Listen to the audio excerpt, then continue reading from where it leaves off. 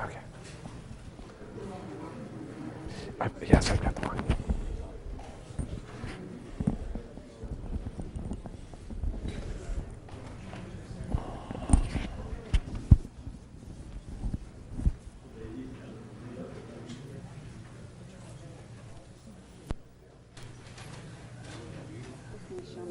This microphone.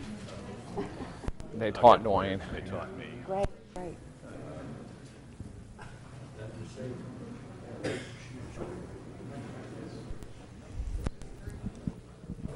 Hello and welcome. Good evening to everyone. I'd like to welcome you tonight. We're really pleased to have such a wonderful turnout to help the Andover Parent Legislative Council and our Andover Chamber of Commerce and also our city of Andover bring two very knowledgeable gentlemen to our area to educate us about Kansas budget and fiscal policy, and we're going to really know all about it when we finish listening to you all. I would like to take a minute and introduce to everyone, we have some of our elected policymakers that are working very hard in Topeka here. I see Ty Masterson. Senator Masterson is back there, if you'd stand and wave. Thank you for your service to Kansas. And I believe State Board of Education member Jim McNeese is here. So thank you for serving all our students in schools. Glad you're here. Thank you. Tonight we're very privileged to have Chris Courtright and Dwayne Goosen here. Chris is the principal economist for the Kansas legislature, and Dwayne is vice president for fiscal health and Kansas and policy for Kansas Health Institute. Between the two of them, they have decades of work and service to the state of Kansas in tax policy and research and budget, and have led several administrations through the budget process and taxation process. So I am not going to talk. You're not here to hear me, but I will turn it over to Mr. Courtright. So Chris Courtright, please.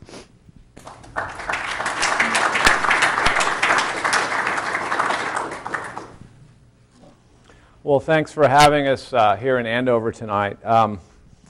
What I do is I work for Senator Masterson and 165 others in the Kansas legislature. We're a nonpartisan staff agency who helps with revenue estimating and staffing the different committees in the legislature.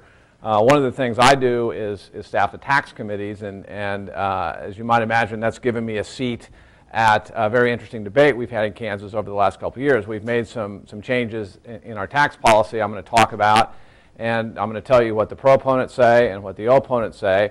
We're going to talk about some of the fiscal implications, and then hopefully I'll segue nicely into Dwayne, who's going to talk a little bit more about the expenditure side of the equation. But we'll summarize some of the things that have been going on in Kansas really over the last couple of years.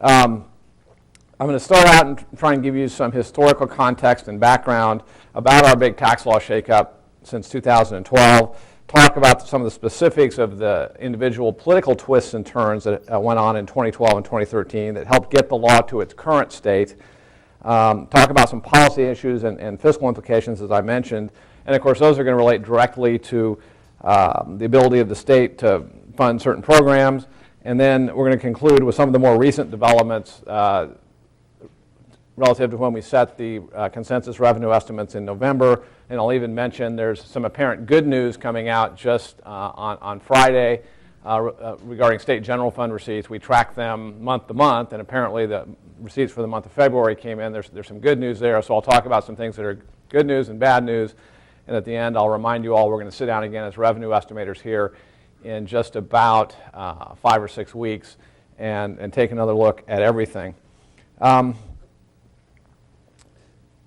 To start out, this first graph shows you what I call the 3 legs to the state and local finance stool across 3 specific time periods over a 20-year period. The top set of bars is the universe in fiscal 1992. The green bar at the top is income and privilege taxes. The kind of the orangish red one in the middle is sales and use, and the bottom is property and vehicle taxes. Okay, many of you will remember in the late 80s and early 90s, a lot of people in Kansas were sort of up in arms over property taxes. Reappraisal and classification had come online in 1989, and there was a big effort made to say, look, people are upset about property taxes. At the same time, the legislature was being directed by the courts to address the school finance system, and so what the 1992 legislature did is it said, look, people are upset about property taxes and we need to fix the school finance law. So what we're going to do is we're going to raise sales and income taxes and pump that money through the new school finance formula and use it to buy property tax relief. Let's reduce school property tax levies. In 1991 in this state, school district general fund property tax levies ranged from 9 mills to 98 mills. Okay, they were all over the map.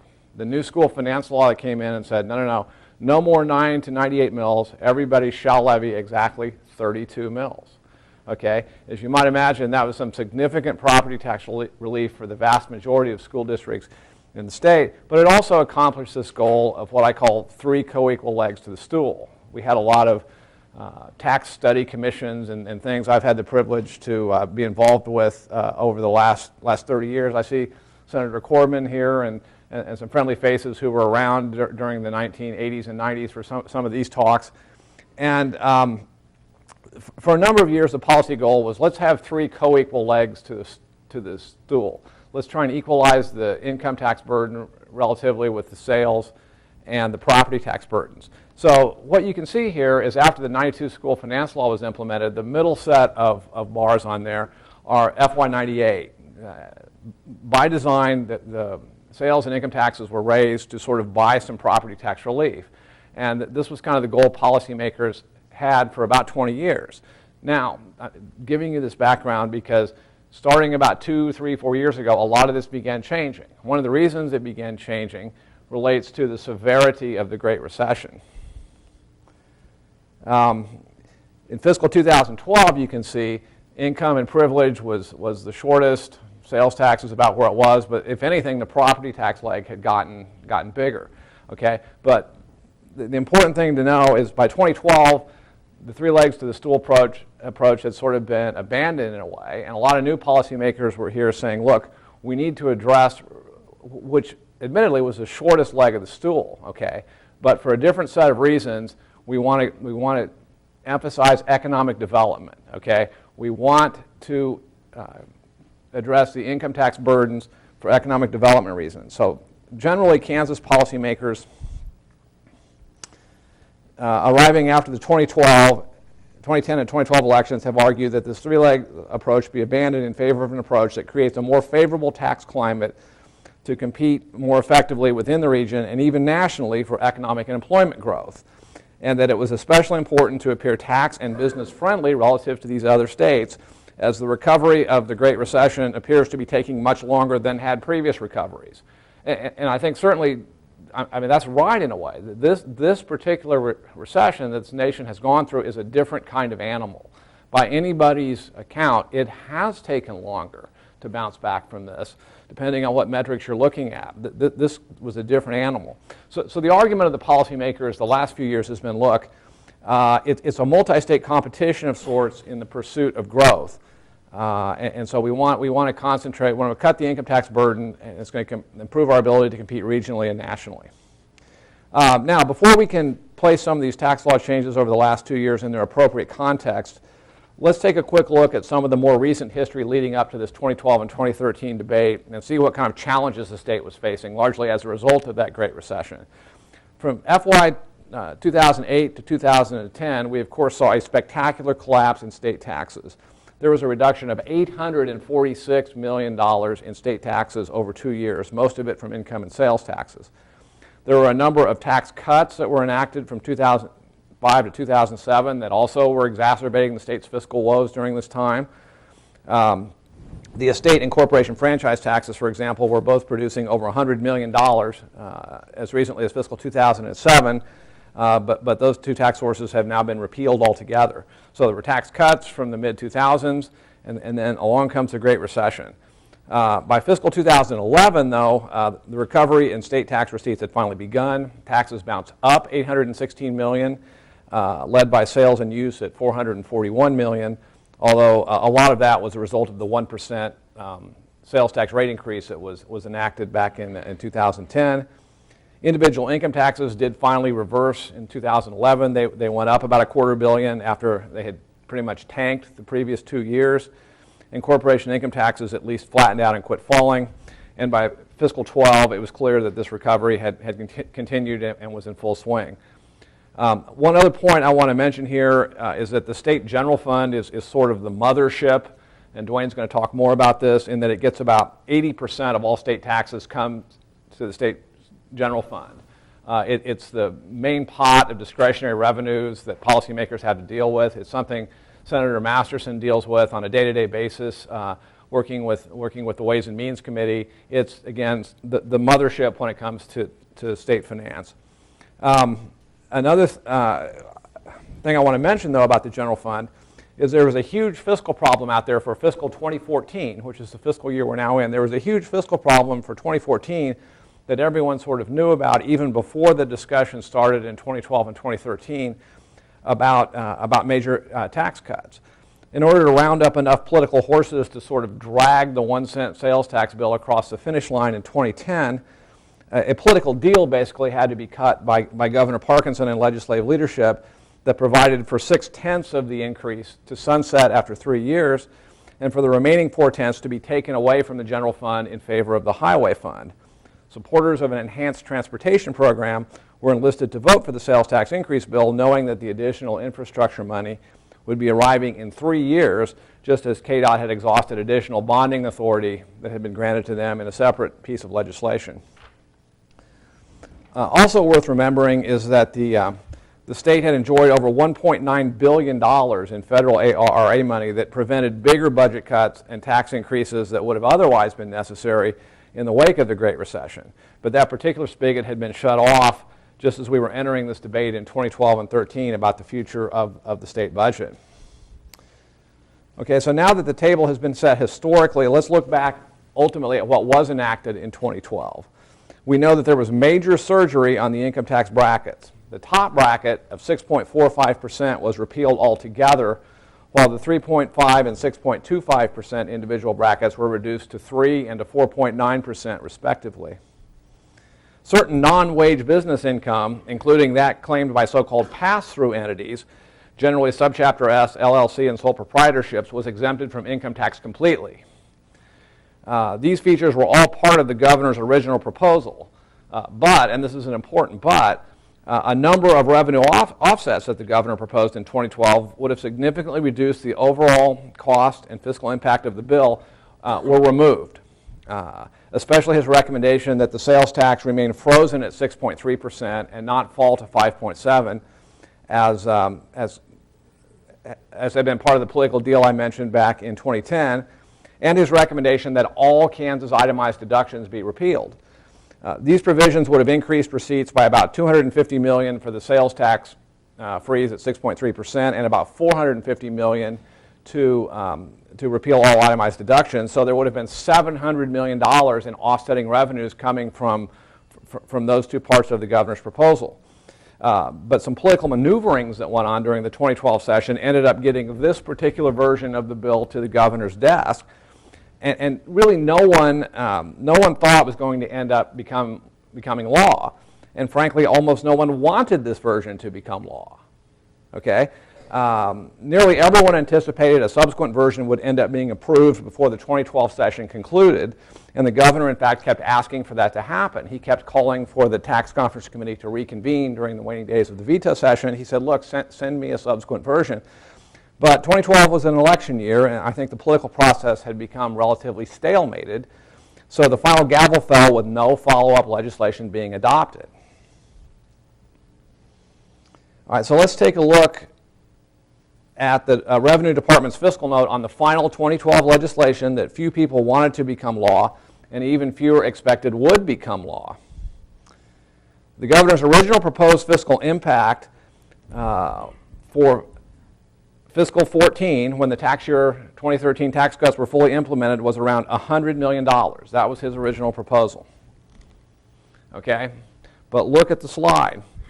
after over $700 million of his revenue offsets were taken out, you can see that's not $100 million negative. That's over $800 million negative revenue in fiscal 2014. So the bottom line hit to the state general fund was much higher than what the governor had recommended. Over 6 fiscal years, we were looking at a cumulative tax cut through fiscal 2018 of over $4.5 billion. On the next slide, we see the projected ending balances at the end of the 2012 session, and of course, these were simply not possible. Not only can we not have a negative ending balance because of our state constitution, but at least until it is amended each year, state law also requires us to maintain a 7.5% positive ending balance, right? Now, proponents argue that, well, okay, the fiscal issues are going to be bad, but they're not going to be quite this challenging because we think there's going to be offsetting revenue streams that are going to come in as a result of additional economic activity that will have been stimulated as a result of the tax cuts. So during the summer of and fall of 2012, this is what the proponents were saying. It may be bad, but it's not going to be this bad. Opponents, on the other hand, were saying, well, look, there's different things we need to think about, whether it's going to be this bad or not. Here's some equity issues that some of the opponents were saying. They said, since the income tax rate has been repealed on most pass-through income, other income tax rates have been cut significantly with the top bracket repealed altogether. The food sales tax rebate program has been repealed. Renters have been kicked out of the homestead property tax relief program. So the question was, have we created a new set of equity issues where the veterinarian may not be paying any state income taxes, but her receptionist with a pounding headache dealing with barking dogs in the waiting room still is paying? I like this slide here because it's got receptionist looks like she has a headache, right? In any case, in terms of the policy dilemma, once the electoral dust had settled after the 2012 elections, I think the governor realized he had a major policy dilemma on his hands heading into 2013. Again, since his pay-fors had been left out of the 2012 bill, he had quite a challenge in getting a reasonable looking budget out when he submitted his proposals to policymakers a little over a year ago. He had to convince policymakers to look again at some of the revenue offsets that had been left on the cutting room floor in 2012. Now, the governor, of course, didn't get to be governor without being a pragmatic and smart politician, and he obviously knew that a lot of these things would be characterized at that point in time as tax increases, which they technically were. So I think he must have realized that the only way he could get the votes for tax hikes in the short term would be to enact a new round of even bigger tax cuts in the future and set the state income tax on a so-called glide path to zero, right? And because of this political dilemma, in retrospect, it's probably no surprise that his 2013 tax package was structured the way that it was. But in a way, you could say it sort of represented doubling down on what we did in 2012 before we really knew what the results were. Here's his 2013 plan. His 2013 proposal renewed the sales tax freeze idea. In other words, it's 6.3. Let's not let it fall to 5.7. Let's leave it at 6.3 and sort of bank that 250 or 260 million. He said, let's do that again. He didn't say we should repeal all itemized deductions this time, but certainly two of the larger ones in mortgage interest and property taxes paid. He offered a new round of major income tax cuts that we're going to be phasing in, with the two bracket system now phasing down further. And then he also provided a formula that was going to cut rates even deeper based on growth in overall receipts. Here we see the fiscal notes for the different pieces of his initial 2013 plan. The sales tax freeze, as you can see, was going to raise about $260 million in FY14, and over time, in a cumulative sense, it was going to raise $1.5 billion by the end of FY18. Kind of the top line there, right? The mortgage interest deduction repeal, $162 million initially, $730 million over time. Property tax deduction, $68 and $308. And the new income tax rate cuts were going to start out slow, cutting only about $38 million in the first fiscal year, but would get quite large over time, as you can see, as they would phase in. The bottom line, the very bottom line figures, which adds up everything that he proposed, you can see it would have been a tax increase of some magnitude for the first 3 fiscal years, but by the time you get to FY18 and beyond, it was a significant tax cut. You can see they're negative $459 million starting in fiscal 2018. Well, that was his proposal, and after healthy debates, both the House and the Senate last year initially approved their own widely divergent variations of the governor's proposal, but everyone pretty much knew, as often happens in Topeka, that the final version was going to take a great deal of skilled craftsmanship and compromise, and was not going to occur until the tail end of the session, when we sort of had the new revenue estimates and everything was going to kind of be on the table at the end of the session. So, after a marathon legislative session, cussing and discussing all this that extended into the month of June for the first time since the 1860s, a compromise version was finally approved that made a number of new changes to the state tax code, some of which were even retroactive to January 1st of 2013. There is a new round of rate cuts that will indeed be phased in, followed by future formulaic relief. There are retroactive changes to standard and itemized deductions. The Rural Opportunity Zone program was expanded to another 23 counties, and at least a portion of the food sales tax rebate program I mentioned a few minutes ago was restored.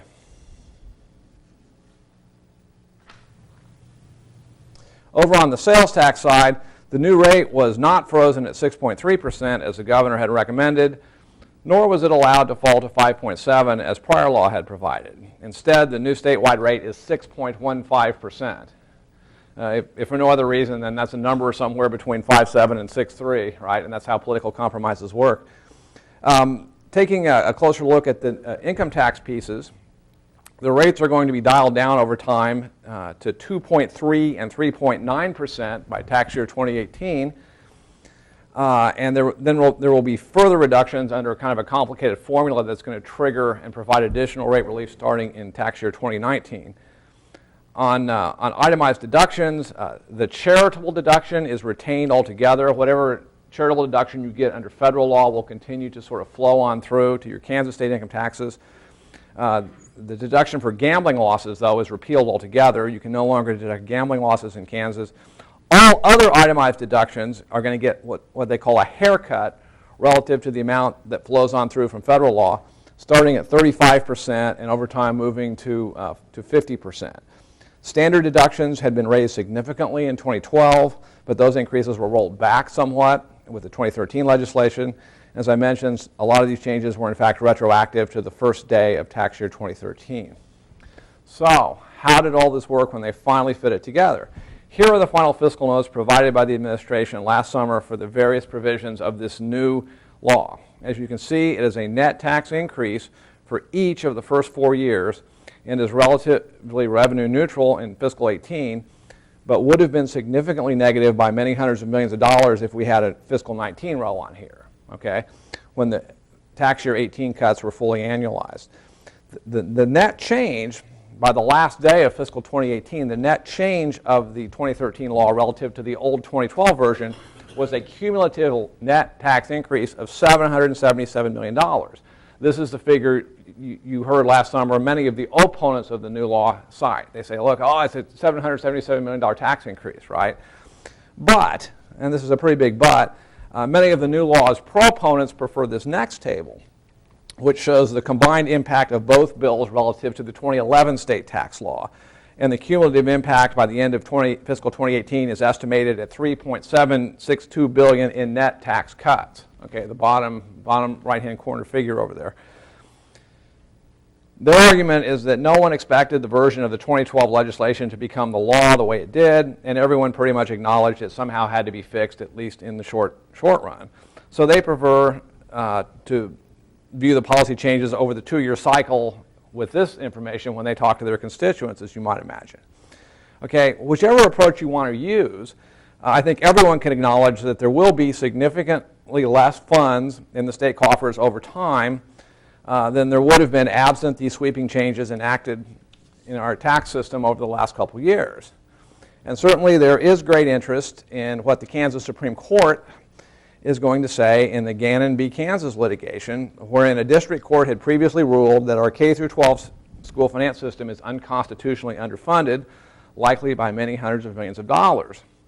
The district court, by the way, actually delved into some of this recent history I've been talking about tonight and suggested that while the fiscal crisis that was the Great Recession might be one thing in the eyes of the court, a subsequent drop in state revenues attributable to this latest round of tax cuts might be another altogether. In any event, it it's not going to matter here real soon what the district court said, because this is, of course, now in the hands of our state Supreme Court, and the ruling may be imminent. The latest consensus revenue estimates that we released in November, at least at that time, did little to encourage the notion that dramatically positive results are already arriving in terms of offsetting revenue streams. The fiscal 14 estimate was cut at that time by $29 million, and there's fairly weak SGF growth projected for fiscal 2015, when a new round of income tax rate cuts will have begun phasing in. To the extent that some of the proponents of the new law says, well, we think that the growth is going to come from sales and excise taxes, and it will. I mean, if people have more disposable income in their pockets, the money's going to, through the multiplier effect, bounce around the Kansas economy multiple times. The argument is it's not going to be income taxes that are stimulated as much as it is sales, liquor, cigarette, and some excise taxes, but it's at least not exploding just yet. You know, keeping an eye on things. Also, another thing we talked about as revenue estimators in November, this so-called Mississippian lime oil play that everyone in the state was so excited about 18 months ago, is now looking dramatically different. There are some big oil producers that have pulled out of Kansas altogether. There's still positive money coming in. There's a lot more severance tax receipts than there was a couple years ago, but it's not going to be quite as explosive as people thought maybe a year or two ago.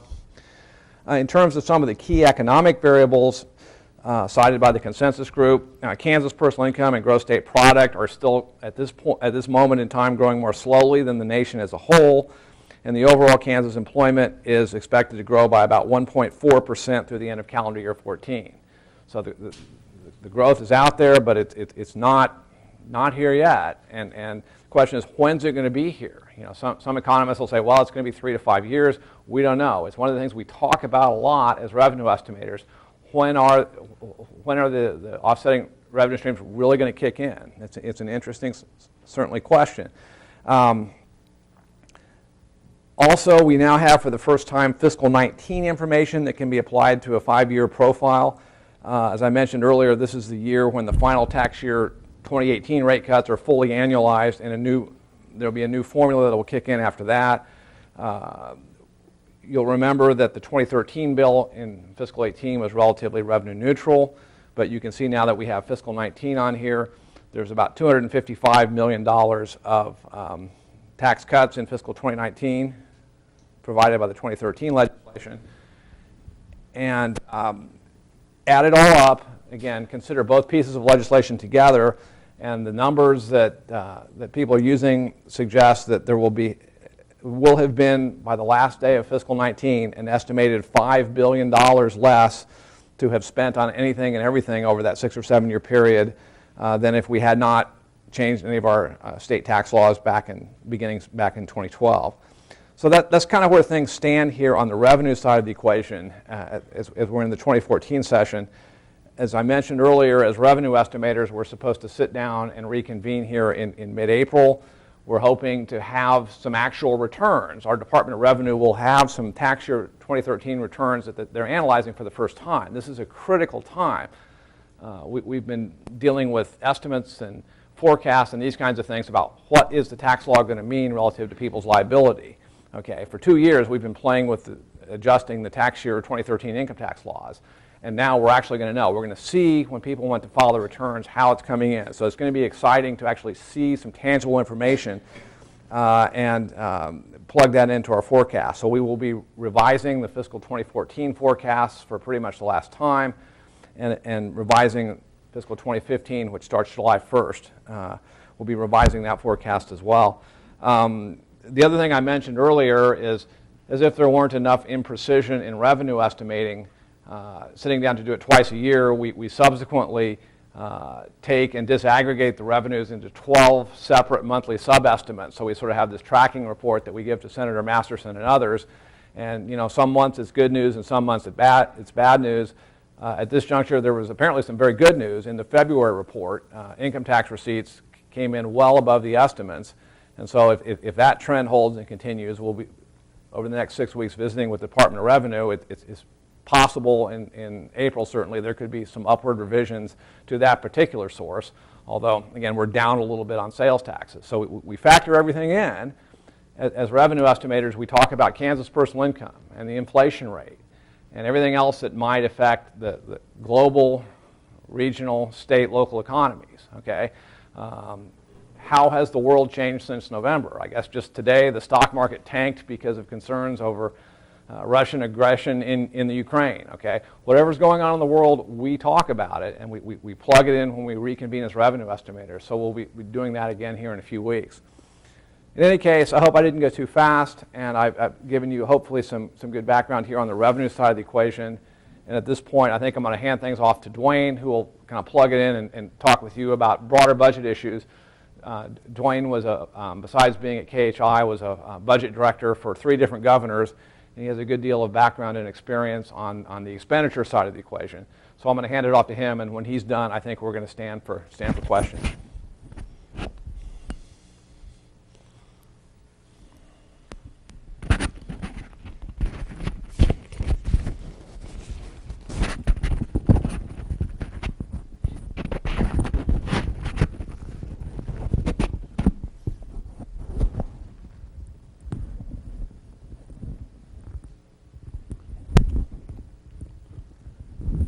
Hi, everyone. Have I got the mic on okay? Great.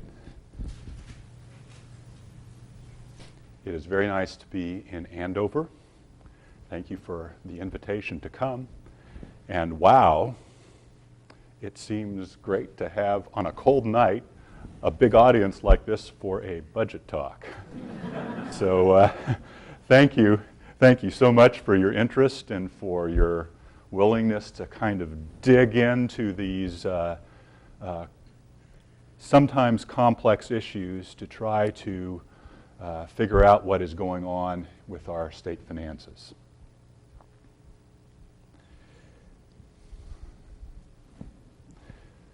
The state budget works a lot like our own personal bank accounts or checking accounts. If we have money in the bank account or in the checking account, we can spend it. If we don't, we can't. And ideally, we try to, I think we all think that it's important to try to put as much money into the account as we take out. If we take out more than we put in, sometimes we can operate like that for a little while because maybe there was some money in there to begin with or a balance. But once the balance has been drained down, then we're only allowed to take out as much as we put in. The situation that Kansas faces now is a bit like that. The tax policy changes that were passed in the 2012 and 2013 legislative session together have dramatically reduced revenue coming into the state general fund. If you noted Chris's last slide, over a 7-year period, the state now expects to take in $5 billion less over that period of time than it would have if no tax policy changes had been put in place. That's huge. In response to that, lawmakers have also tried to cut spending, and last year did cut the state's general fund spending budget by some amount. But even with the spending cuts, the state is right now still spending more than it's taking in. Next year, the state will spend more than it takes in, and that trend is projected to continue on into the future, except that it can't. It works for a short time because the state does have a bank balance. But once the bank balance is gone, then revenues and expenditures are going to have to be made to line up. And that's got some very clear implications for school finance, which I know is a topic that many of you are quite interested in tonight. Before we dig in too deeply to that, though, I'd like to take just a few minutes and do a little bit of budget background. And I think that will help us think through some of the issues that are at hand. In all, if you look at the state of Kansas is about a $14.5 billion operation. There, if you can see the red dot there, about almost between 14 and $15 billion flows through the state treasury. A little less than half of that is the state general fund. There are also federal funds, all kinds of other forms of income, the tuition that students pay at our universities, federal Medicaid funds. If we pay fees for a marriage license, money flows through a special fund. But for the most part, these funds down here are not interchangeable with the state general fund. Sometimes money is taken out of things like the highway fund and moved up to the general fund. That can happen and has happened and is happening to some degree. But mostly these funds are for special purposes, and the state general fund is what we're usually talking about when we talk about the state budget. The state general fund is where most of our tax dollars go, and it's the fund that lawmakers have the most discretion over. So that's the part that we're going to talk about tonight.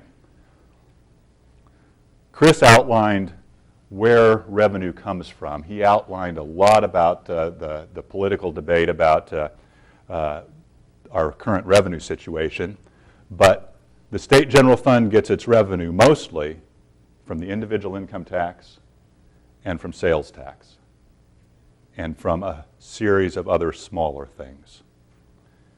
This situation will change. With current policy, the amount coming from the individual income tax will go down. Sales tax likely will go up in percentage.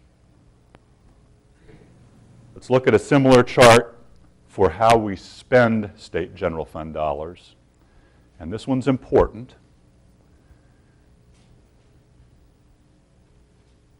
Half of every tax dollar that we pay into the state general fund right now goes straight back out into the state's school finance formula to support the almost 300 school districts the state has. Another 12.6% goes to higher education. Almost 20% goes to pay the Kansas share of Medicaid.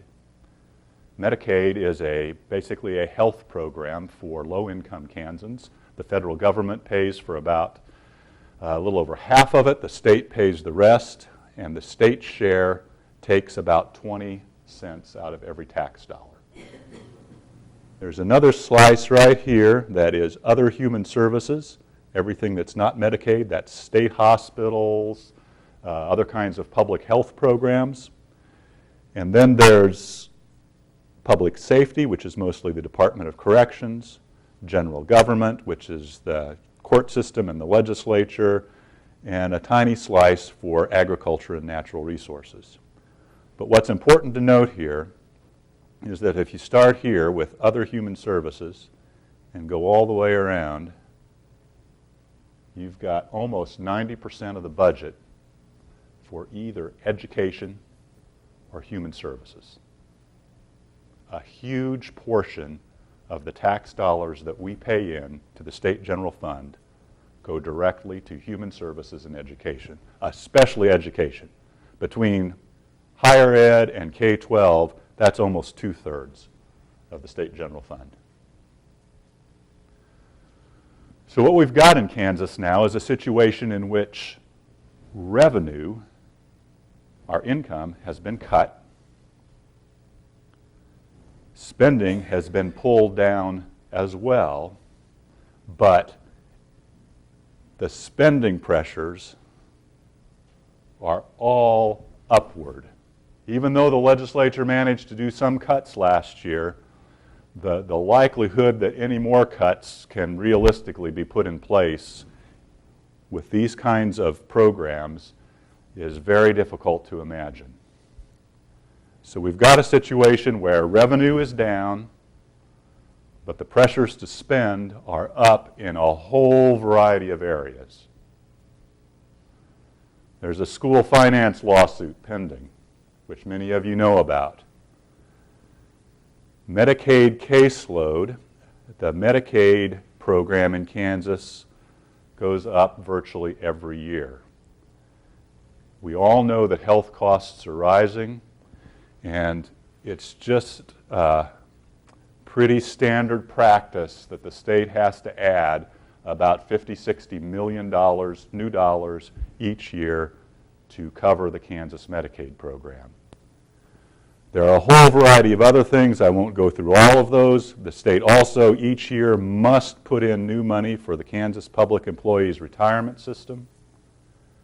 But all these things are there pushing upward on spending at a time when revenue has gone down. Let's put these two things together, and I'll spend a little bit of time on this graph because I think it helps us track how spending and revenue come together in Kansas.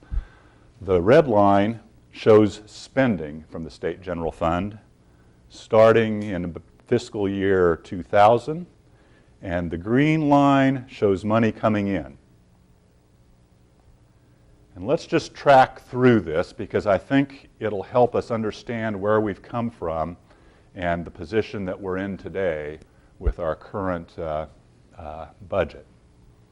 If you go clear back to 2001, you can see a situation here where from 2001 to 2002, revenue drops. That came after the 9/11 terrorist attacks. The state went into recession. Most states did. And Kansas took in less income than the year before. Going into that, the state happened to have money in the bank, and so after that happened, for the first year, the state spent more than it took in, but then the bank account went to zero, and the next year, the state had no choice but to cut budgets in order to keep revenue and spending lined up. And also, to get out of this recession, the state passed some small sales tax increases right here and also upped cigarette taxes. So there were budget cuts and some small tax increases right there. But then, after that, the state entered a period of really good economic growth. There's about 5 or 6 years there where revenue grew each year just on the strength of a growing economy. You can see spending going up with that, and the spending goes up relatively steeply, principally for two reasons. Medicaid, somewhat, but mostly school finance. The state faced a court case, which we sometimes call the Montoy Supreme Court case, and that was decided essentially in about 2005, and in response to the Supreme Court telling Kansas that more money needed to be spent on school finance, the legislature and governor, over a 4-year period, decided to phase in significant new spending for school finance.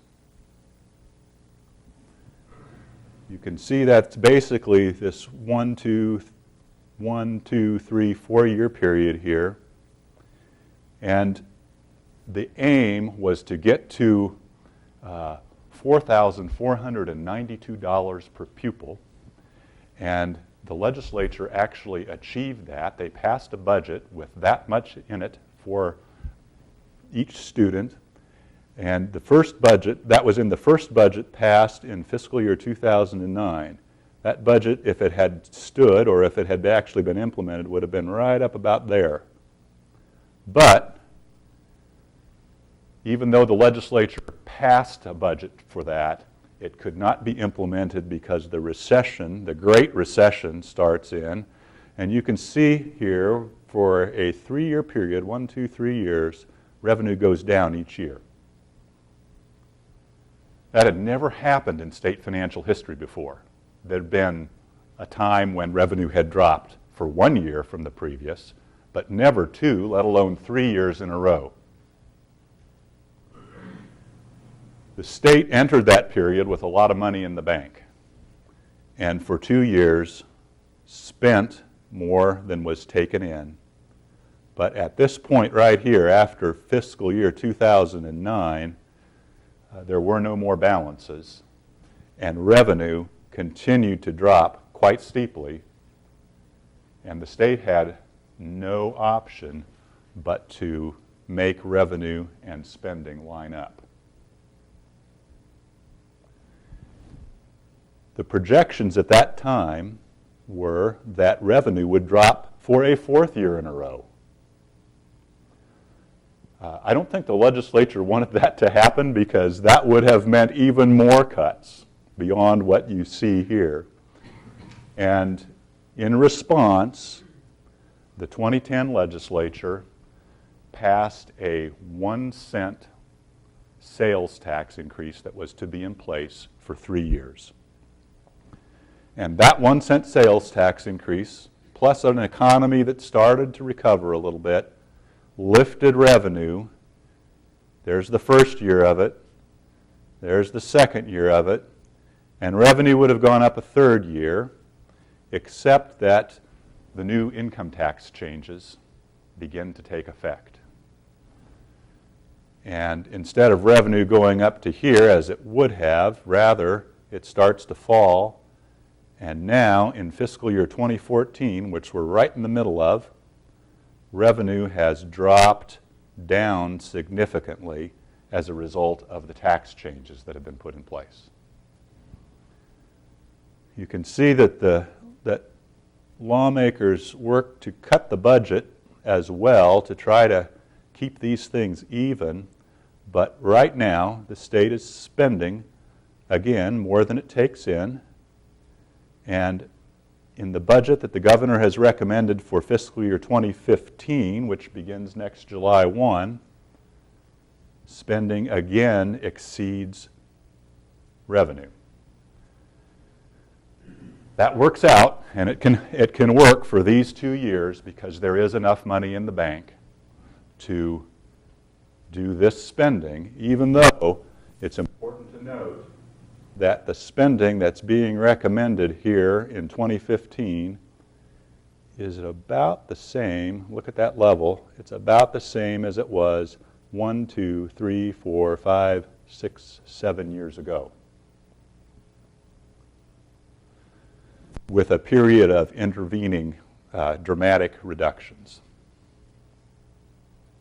So, this has some real implications for school finance. Because if as patrons of your various school districts, you are hoping to make progress on state support or state school finance, this has some very real implications for what is possible. Let's look a little bit further at that. School finance, the formula that we use to distribute money, is based on a budget per pupil, so much per pupil. That school finance formula hit a high in fiscal year 2009 of $4,400 per pupil. The goal, after the court case that was settled 7 or 8 years ago, the goal was to get to $4,492.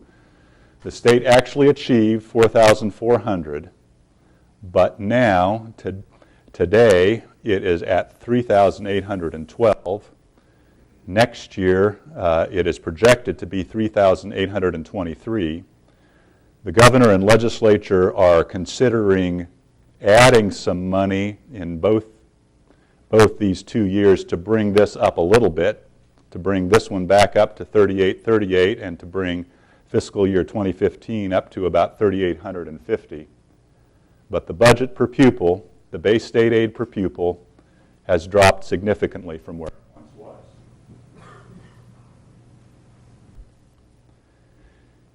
Kansas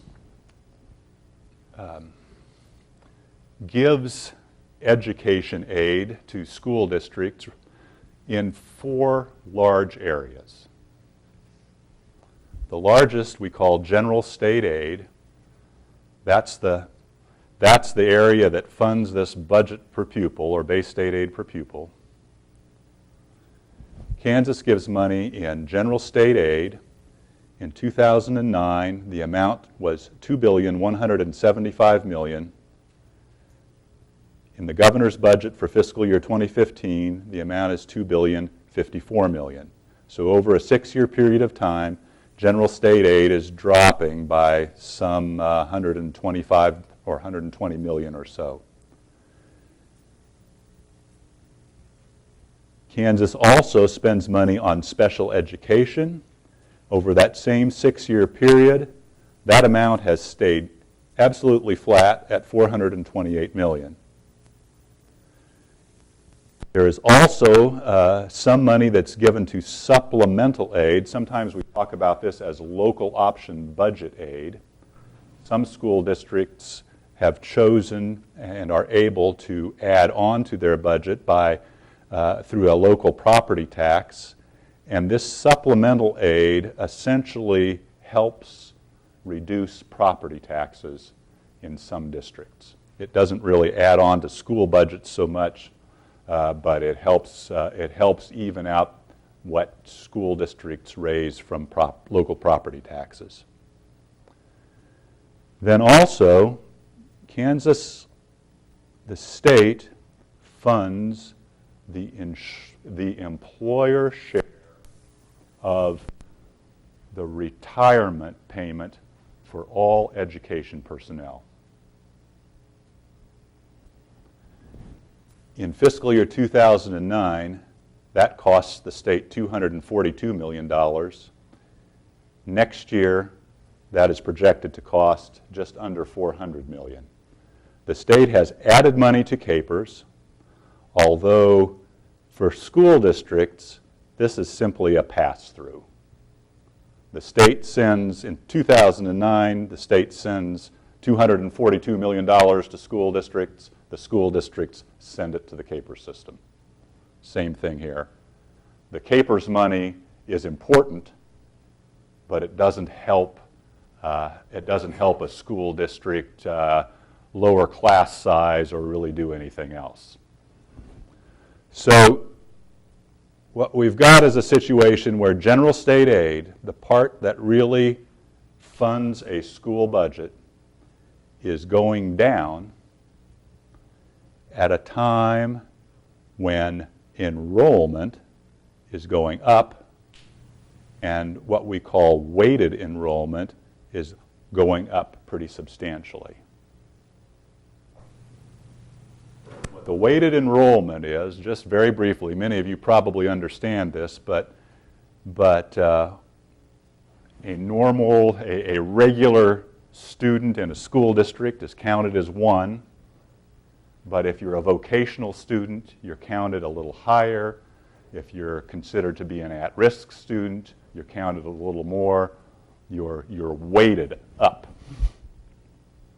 And there are a number of categories like that. If you're a student in a small district, there's a little bit of weighting added for low enrollment. And those weightings, we have actually, in 2009, the state had 450,000 actual students, but the weighted enrollment was 634,293. A school district budget is basically the base state aid per pupil times the weighted enrollment. That's it.